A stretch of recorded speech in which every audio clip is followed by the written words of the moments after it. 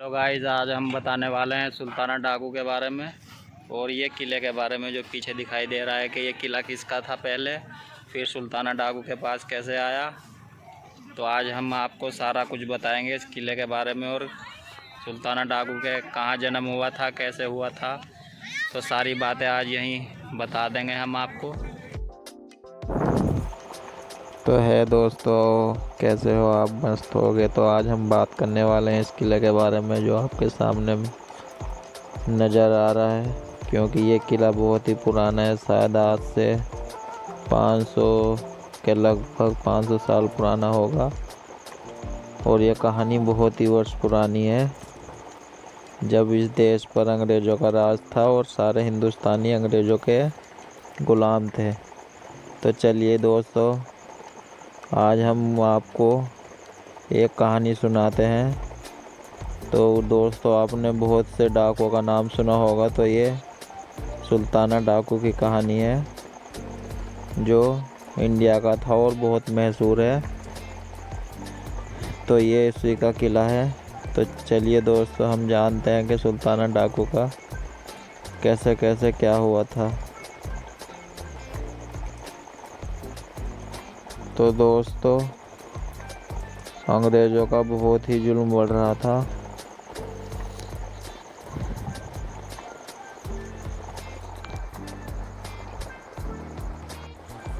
तो दोस्तों, सुल्ताना डाकू का जन्म यूपी के मुरादाबाद के ज़िले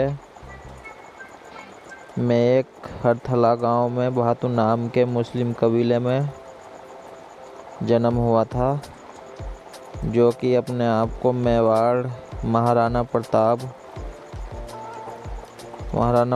का वंशज मानते थे।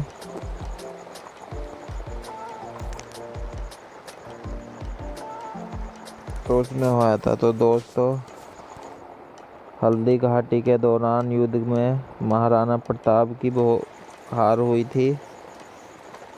तो भातू नाम के कबीले के लोग हिंदुस्तान में जगह जगह जाकर रहने लगे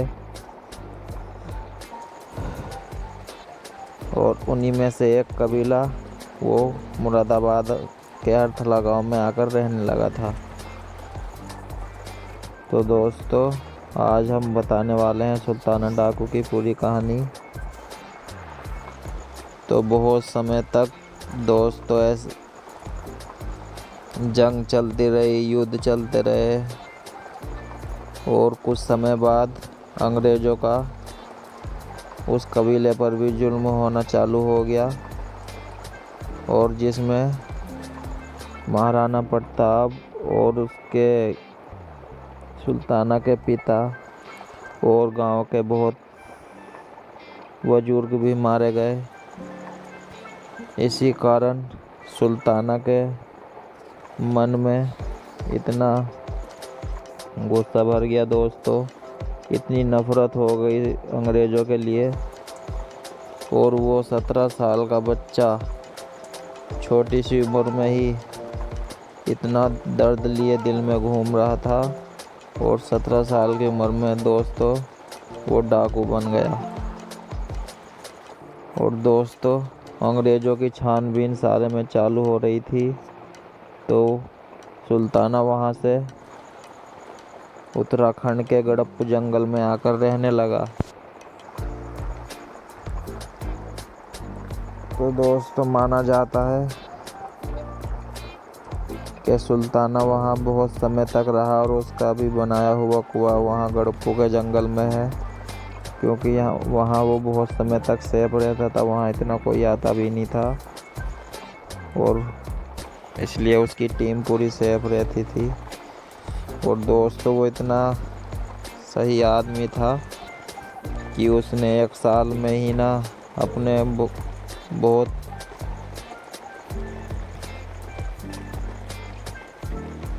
सैनिक तैयार कर लिए थे।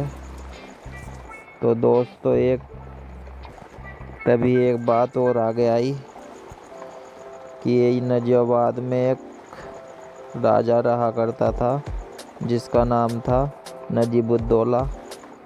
तो दोस्तों, ये जो हम आपको जो किला दिखा रहे हैं ना, ये नजीबुद्दौला का ही किला है, क्योंकि ये पहले उसका ही था। तो दोस्तों नजीबुद्दौला बहुत ही बढ़िया राजा था, अपनी प्रजा को खुश रखता था, ना दुखी रहता था। तो गाइस अंग्रेज़ों का अत्याचार उसके ऊपर भी होने लगा और उसकी सारी प्रजा और राजा नजीबुद्दौला को अंग्रेज़ों ने मार दिया। तो दोस्तों ये किला उसका ही है, पहले नजीबुद्दौला का था, उसके बाद इसमें सुल्तान आकर रहने लगा। तो दोस्तों ये किला नजीबुद्दौला का था और काफ़ी दिन बाद तक ये ऐसी वीरान पड़ा रहा। फिर सुल्तानों को पता चला कि वहाँ यार एक कबीला है और वो ऐसी वीरान पड़ा हुआ है, ना कोई रह रहा है उसमें, और जो राजा था उसका वो भी मारा गया। तो सुल्तान ने सोचा कि ये किला मेरे लिए सेफ रहेगा और मेरे सैनिकों के लिए। तो वो यहाँ आकर रहने लगा। और दोस्तों नैनीताल से देहरादून जाने वाला जो एकमात्र रास्ता यही था, तो इसलिए उसने सोचा यहाँ सही रहेगा और यहाँ रहकर हमें लूट भी मिलेगी और सेफ रहेंगे यहाँ, क्योंकि इतना मस्त किला था ना, यहाँ दीवार इतनी बड़ी बड़ी थी कि अंदर भी कोई नहीं आ सकता था इसके। और ये आप जो सुरंगें देख रहे हो ना, ये कुएं हैं, कुएं सुरंग सी बनी हुई है दोस्तों, जो वो सारा सामान उमान या कुछ जैसे करते थे, बंदा घायल हो जाता तो वो यहाँ को नीचे जाते थे और यहाँ को ही नीचे से ऊपर सामान लेते थे दोस्तों। अभी नीचे से भी दिखाई थी हमने शुरू में। तो दोस्तों वो यहाँ कर रहने लगा और काफ़ी समय तक जंग चलती रही दोस्तों, ये वो है, बहुत समय तक ऐसी रहा। और दोस्तों जितना भी अंग्रेज़ों का असला था, बारूद गोला, वो उन्हें मार देता और लूट लेता।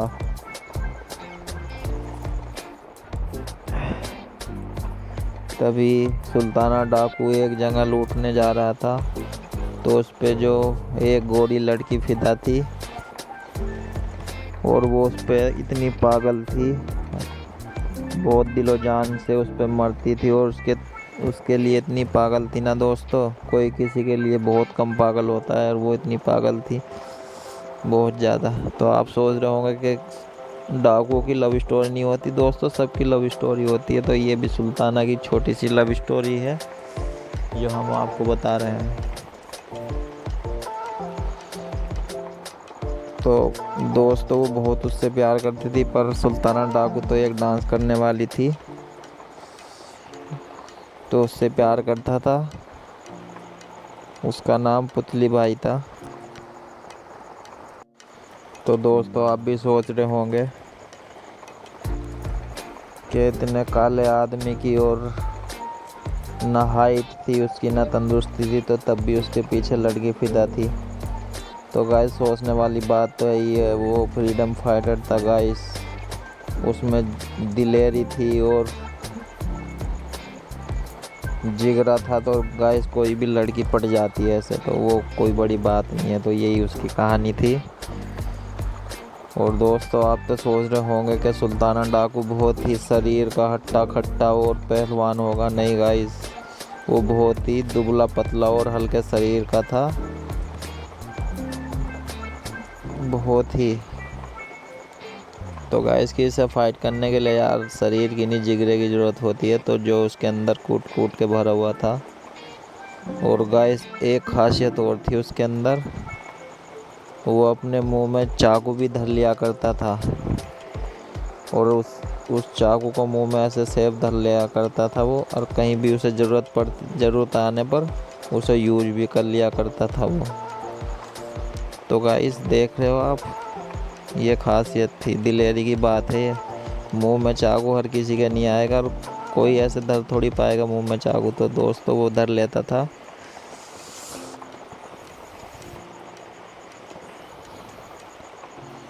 तो दोस्तों बहुत समय तक ऐसी लूट चलती रही, मारपीट चलती रही और सुल्ताना डाकू भी उन्हें अंग्रेज़ों का जितना भी यहाँ को असला आता उन्हें लूट लेता और मार देता। तो दोस्तों आज हम आपको यही बता रहे हैं कि सुल्ताना डाकू कैसे यहाँ कैसे क्या करता था। तो दोस्तों बताया जाता है कि सुल्ताना डाकू जो था ना, कभी किसी गरीब को नहीं लूटा उसने, किसी निर्धन को तंग नहीं करा, ना कभी पैसे लिए दोस्तों, क्योंकि उसे पता था उसकी स्थिति इतनी गरीबी में था।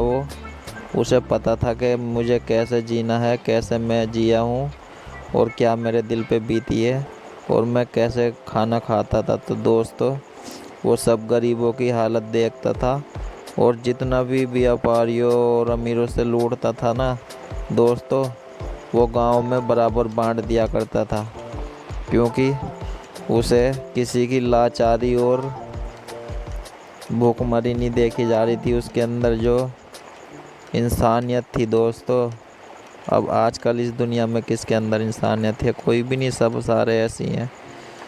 तो दोस्तों कोई कोई है ऐसा जो पहले थे, अब तो बहुत कम है, अब तो घर घर में भी ऐसी हो जाता है। तो दोस्तों जितना भी वो धन दौलत खजाना लूटता गांव में बराबर बांट दिया करता था और उससे गांव वाले भी इतने खुश रहते थे और उसका साथ देते थे और कभी ज़रूरत पड़ने पर उसके लिए जान भी देने के लिए तैयार थे दोस्तों।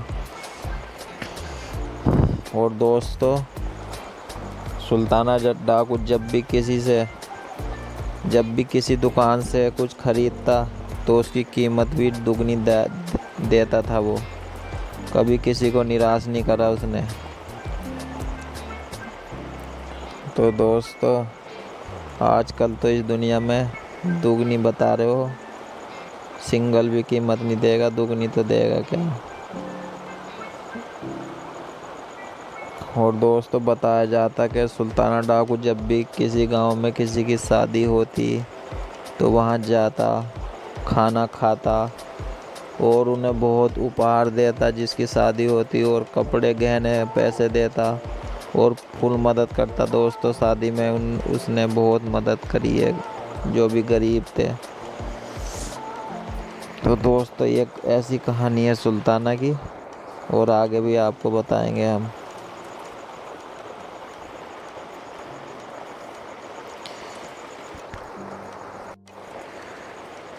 और दोस्तों ये सामने आपको नज़र आ रहा है हमारा जो लड़का है, मेरा भाई है, तो आपको बैठा हुआ है।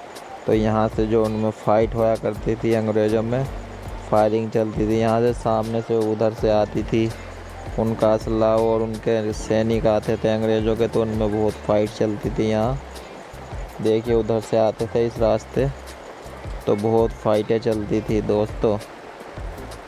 और सुल्ताना डाकू जितना भी होता सब लूट कर रख लेता और सेफ रखता और गांव में बांट देता था। तो गाइस देखिए कितना मैदान है, इसके आगे कितना खुला है सारे में, और बच्चे क्रिकेट भी खेल रहे हैं। यहाँ देखिए क्रिकेट चल रहा है। तो दोस्तों सुल्ताना डाकू ने एक घोड़ा था उसका, तो उसने महाराणा प्रताप की मोहब्बत की वजह से, प्यार की वजह से अपने घोड़े का नाम चेतक रखा उसने, और वहीं अंग्रेज़ों की नफ़रत की वजह से अपने कुत्ते का नाम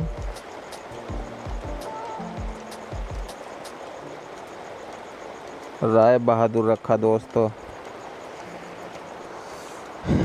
तो दोस्तों सुल्ताना डाकू जो था उसने मन में ठान रखी थी कि गरीबों का पूरा साथ देना है और जितने भी व्यापारी हैं जो अंग्रेज़ों के साथ मिले हुए हैं उन्हें सबको लूटना है और गरीबों में देना है, क्योंकि वो गरीबों का खून चूस रहे थे।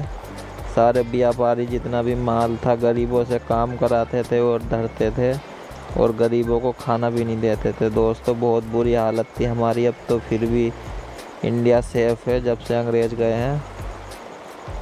तो दोस्तों ज़िंदगी, अब तो ज़िंदगी सबकी मस्त है। पहले जो ज़िंदगी थी ना वो कोई जानेगा जो ज़िंदगी थी पहले। तो दोस्तों ये भी बताया जाता है कि उसका दल का डाकू एक नवविवाहिता को उठा लाया था। तो सुल्ताना को बहुत गुस्सा आया इस बात पे और उसने उस महिला को बहुत धन दौलत से और गहनों से सही तरीके से उसके घर पहुंचा दिया था और अपने सैनिक को कैड़ी से कैड़ी सजा दी थी उसने। और दोस्तों कभी भी उसने किसी से गरीब से एक कौड़ी भी नहीं ली थी, क्योंकि वो गरीबी में पला बड़ा था, तो उसे पता था गरीबी क्या होती है। तो दोस्तों ऐसा था हमारा सुल्ताना डाकू। और जितनी भी शादी होती सबकी शादी में वो फुल खर्चा करता था दोस्तों, और धन दौलत काफ़ी देता था। तो दोस्तों भले से ही वो शरीर में कैसी था और कलर में, पर दिल से वो साफ था। और दोस्तों बहुत ही ठिंगना था वो, गांठे साइज था उसका, इतना लंबा भी नहीं था वो। तो दोस्तों दुनिया के लिए कुछ करने के लिए उसने ऐसा ये रास्ता अपनाया था। और उसके दिल में इतनी नफरत थी ना दोस्तों, अंग्रेज़ों के राज में ना आफत ही ख़राब थी। तो दोस्तों ऐसा था सुल्ताना डाकू। और दुनिया चाहे उसे आज भी डाकू मानती हो, पर हमें तो दिल से वो लगता था देवता था वो, सबकी मदद करता था। दोस्तों डाकू तो उसको बोला जाता है जो हर किसी को लूटता है, पर वो सही लूटता था जो दूसरों को लूटते थे दोस्तों। तो उसके नाम के आगे भले से ही डाकू लगा हुआ था, पर उसने जो कोई काम डाकू वाला नहीं करा था।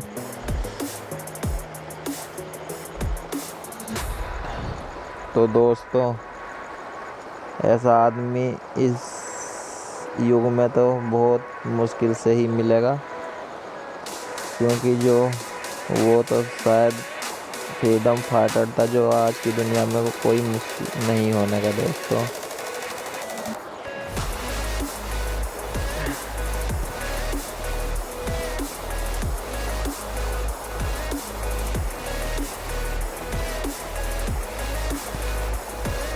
दोस्तों ये भी बताया जाता है कि बहुत समय तक सुल्ताना में और अंग्रेज़ों में ऐसी दुश्मनी होती रही, चलता रहा ये। तो दोस्तों अंग्रेज़ों ने सोचा कि अब सुल्ताना हमारी गिरफ्त से निकल गया है, अब वो हमसे नहीं पकड़ा जाएगा, ना हमारे हाथ आएगा। उन्होंने हाथ पे हाथ धर के सोच लिया था कि अब सुल्ताना को पकड़ना मुश्किल ही नहीं, नामुमकिन है। तो जो दोस्त दिन ब दिन अंग्रेज़ों के अंदर जो डर बैठा हुआ था ना सुल्ताना का, तो अंग्रेज़ सोच रहे थे अगर इसके लिए कोई ये पकड़ा नहीं गया ना, तो हमें इससे कोई नहीं बचा सकता। तो सारे अंग्रेज़ इतने डर गए थे, बहुत ही डर गए थे, क्योंकि उसने ना 350 के लगभग उसकी टीम बन गई थी, इतने उसके साथी हो गए थे दोस्तों। तो बहुत अंग्रेज़ों के अंदर डर बैठ गया था। तभी अंग्रेज़ों ने सोचा कि इसके लिए कोई ऑफिसर मंगाना पड़ेगा। तो दोस्तों जब ही अंग्रेज़ी सरकार ने एक ऑफिसर मंगाया जिसका नाम फ्रेडी यंग था दोस्तों। तो फ्रेडी यंग इंडिया आया और उसने जिम्मेदारी ली कि मैं पकड़ूंगा सुल्ताना डाकू को, और दोस्तों वो उसी काम में लग गया। तो दोस्तों बताया जाता कि जब फ्रेडी यंग आया तो उसने सारी उसकी फाइलें दोस्तों, जितनी भी उसकी केस के फाइलें थी जो उसके बारे में लिखा हुआ था, उसने बहुत ही बारीकी से सब कुछ जानकारी ली दोस्तों, और पता करा कौन उसके साथ है, कौन उसका खास है, कौन सुल्ताना डाकू का करीबी है। तो दोस्तों उसने काफ़ी समय तक ऐसी उसके केस और किताबें पढ़ता रहा वो। और दोस्तों कुछ समय बाद उसने सुल्ताना के 7 के डाकुओं को पकड़ना चालू करा, और उन्हें छानबीन चालू कर दी दोस्तों। तो दोस्तों जो सुल्ताना का खास था, फ्रेड यंग ने उसे पकड़ा और उससे बात करी और उससे बोला, अगर तू हमें सुल्ताना की इस छोटी और बड़ी सारी खबर हमें बताएगा कि सुल्ताना डाकू कहाँ से कैसे लूट करता है और कहाँ जाता है और क्या करता है। तो दोस्तों शुरू में तो वो जासूस माना नहीं, और दोस्तों फिर उसे इतने लालच दिए कि हम तुझे छोड़ देंगे और तुझे इतना उपहार देंगे कि तू ज़िंदगी भर बैठ कर खाएगा और मुँह मांगा इनाम देंगे। तो दोस्तों वो तो आपको कहानी का पता ही है कि घर का भेदी लंका ढाए। तो वही कहानी सुल्ताना डाकू के साथ हुई।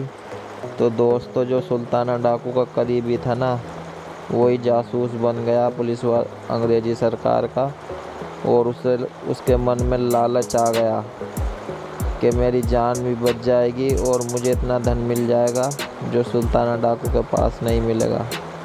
तो दोस्तों विश्वास पात्र आदमी तो बहुत मुश्किल से मिलते हैं। तो दोस्तों वो फ्रेड यंग से मिल गया और उसने सुल्ताना पर नज़र रखनी चालू कर दी, और वो जितनी भी जो भी खबर होती सुल्ताना डाकू की खबर लेता और फ्रेड यंग को बता देता। और बहुत समय तक दोस्तों ऐसे ही चलता रहा। और एक दिन दोस्तों सुल्ताना डाकू को अंग्रेज़ी सरकार पकड़ने में कामयाब हो गई। तो दोस्तों जब सुल्ताना पकड़ा गया तो अंग्रेज़ों के मन में बहुत खुशी हो गई और अंग्रेज़ी सरकार भी खुश हो गई कि अब हमें कोई कुछ नहीं करने वाला। एक ही डाकू था और वो ही पकड़ा गया और यही सबसे वो था।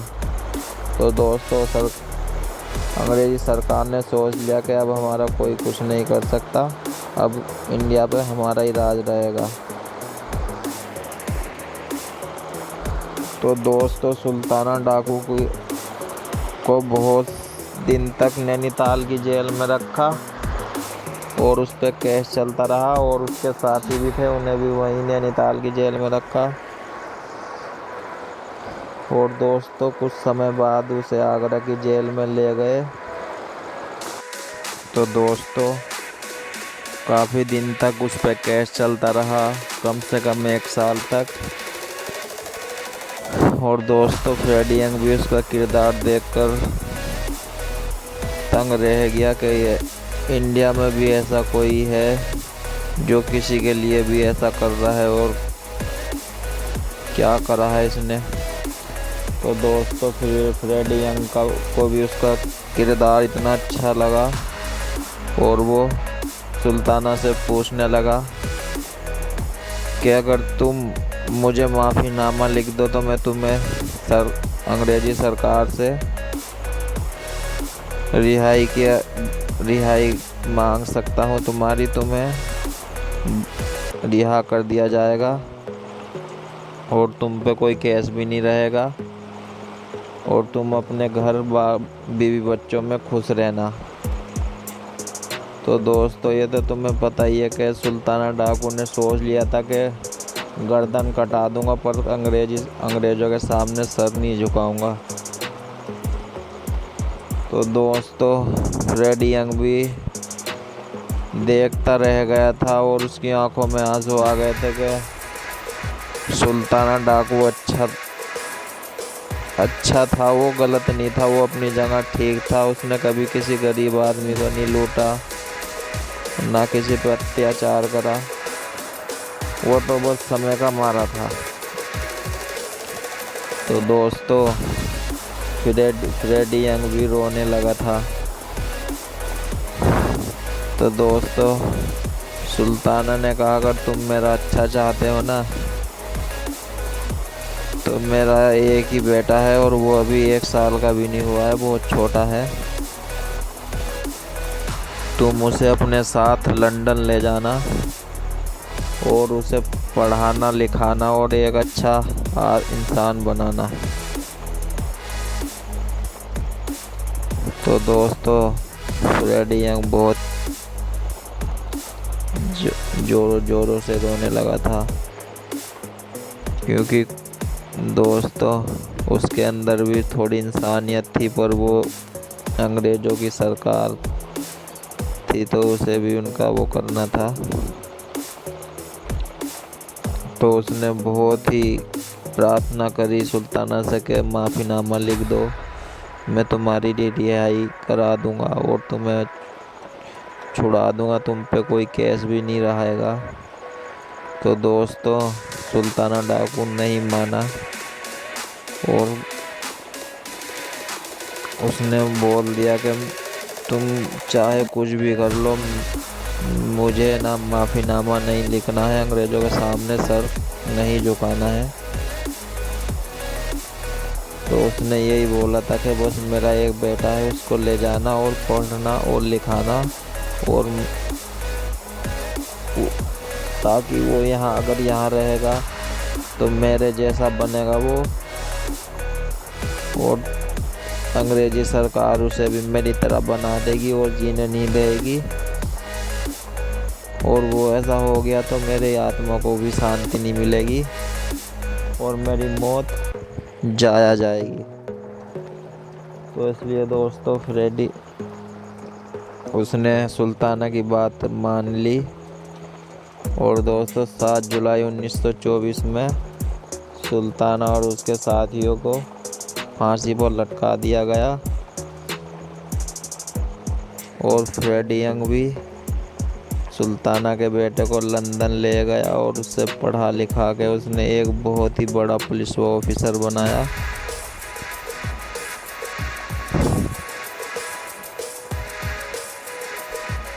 तो दोस्तों ये थी सुल्ताना डाकू की कहानी। तो आपको अगर हमारी कहानी में थोड़ा सा भी मज़ा आया हो और हमारे वीडियो में, तो दोस्तों प्लीज़ हमारा चैनल सब्सक्राइब करें और लाइक करें। तो दोस्तों आजकल की दुनिया में इतने फ्रीडम फाइटर तो कहाँ मिल रहे हैं, तो वो एक सुल्ताना था जो अब तक नाम है उसका। दोस्तों तब तक दुनिया रहेगी उसका नाम रहेगा, क्योंकि वो डाकू नहीं, सबके लिए देवता था वो एक, और सबकी मदद करने वाला था। तो दोस्तों आपने बहुत डाकुओं के नाम सुने होंगे, पर वो डाकू थे, ये था फ्रीडम फाइटर, क्योंकि उसने हमेशा दूसरों की मदद करी है।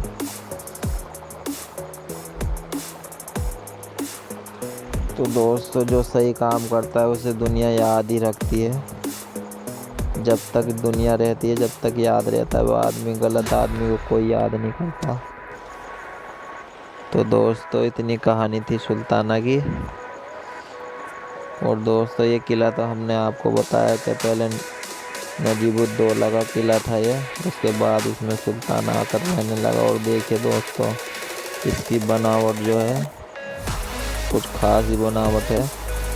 तो दोस्तों ये काफ़ी पुराना हो गया है, तो देखिए छत भी ख़राब हो गई है इसकी और गिरने लगा है, ये काफ़ी पुराना है, शायद हमने बता दिया आपको 500 साल से भी तो कम नहीं होने का दोस्तों पुराना।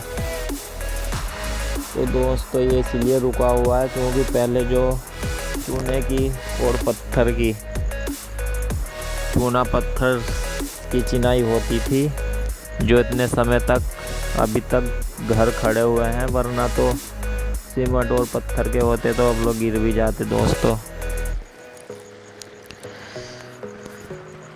तो पहली जो चिनाई थी और बड़ी बड़ी थी, तो इसलिए अभी तक भी खड़े हुए हैं दोस्तों। सरकार को इसके लिए भी कुछ करना चाहिए, क्योंकि यही किसी की यादगार है, और ये गिर जाएंगे तो फिर किसी को याद करने के लिए कुछ वजह भी नहीं रहेगी। तो देखिए दोस्तों ये सबसे नीचे का नज़ारा है, और ये देखिए डिज़ाइन काफ़ी शानदार डिज़ाइन है ये। शायद ही ऐसा कोई बना पाएगा, क्योंकि ये पहले ना तो पत्थर और लखोरी ईंट की चिनाई थी और चूने की, और अब तो सरिये लगते हैं। पहले तो दोस्तों सरिये भी नहीं लगते थे।